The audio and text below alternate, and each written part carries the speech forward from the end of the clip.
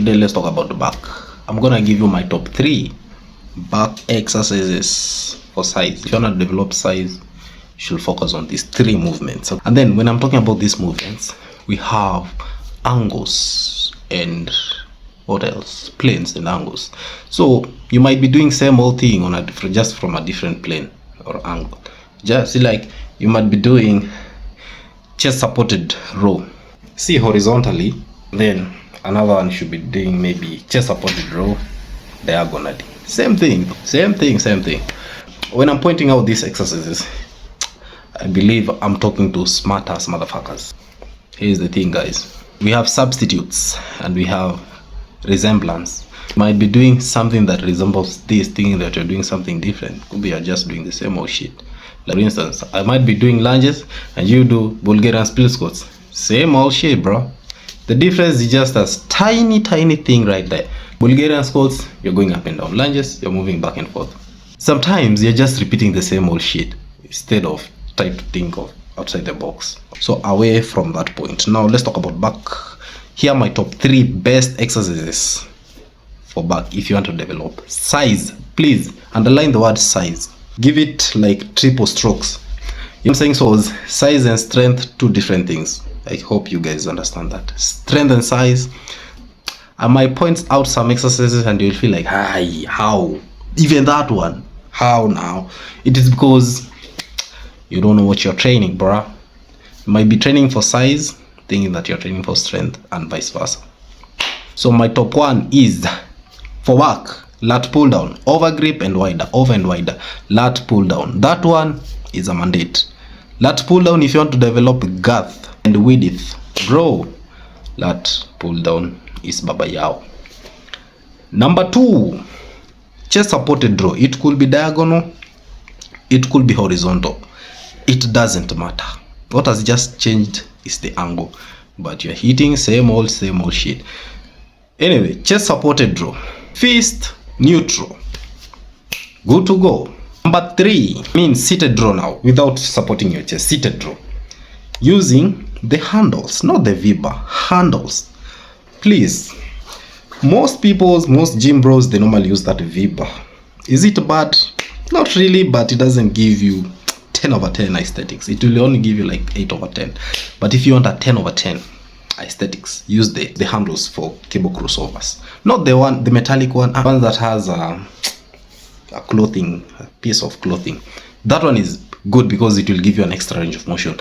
The V-bar will give you limited range of motion. In other words, when you're doing seated row, if you're lucky to get that cable machine that is double, let's duo, yani both arms are independent, that machine is so good. But if you're unlucky, you get the one that is only independent, it has only one cable, then I don't know, you can do something, but just make sure the range of motion is greater than the other one.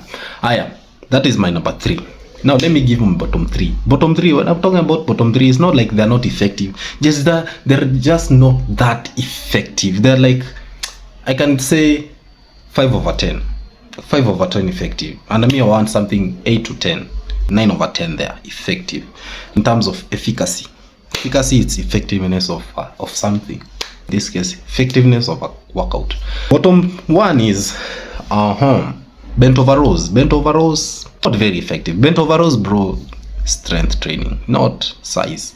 If you want to develop size, forget about it. Instead of bent over row, do chest supported row, because you are trying to minimize that bouncing of your body up and down. The problem with the guys when they're doing bent over rows, they want to ego lift. They want to put 5 plates on each side and then they just bounce their body instead of ego lifting 101. Bent over rows, I give it 2 over 10 when you want to get size. Bent over rows with this brother known as landmine rows. Same shit, bro. When people are doing landmine rows, they're only doing it for the gram in most cases. And if it isn't for the gram, the execution is so pathetic that I don't feel like slapping some hell out of someone when they're doing this so-called landmine row. Landmine row, as in, one day I'll demonstrate how to do landmine rows. But most people, they're just shrugging their shoulders. My friend, it is what it is. Call a spade a spade. You are just doing it for the gram. Kill me if you want. Number 3, any form of undergrip. Any form of undergrip. It could be bent over row, undergrip. It could be lat pull down, undergrip. It could be seated row, and as long as you have kept your arms like this and then you're rowing, that one is more for biceps than your back. Actually, it's a primary exercise for your biceps, secondary exercise for your back. So anytime you're doing back, it's either neutral or over. Neutral or over.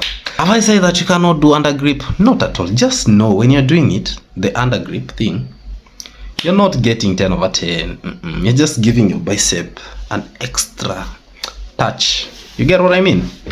Bro, that one is, yani, that's a fact.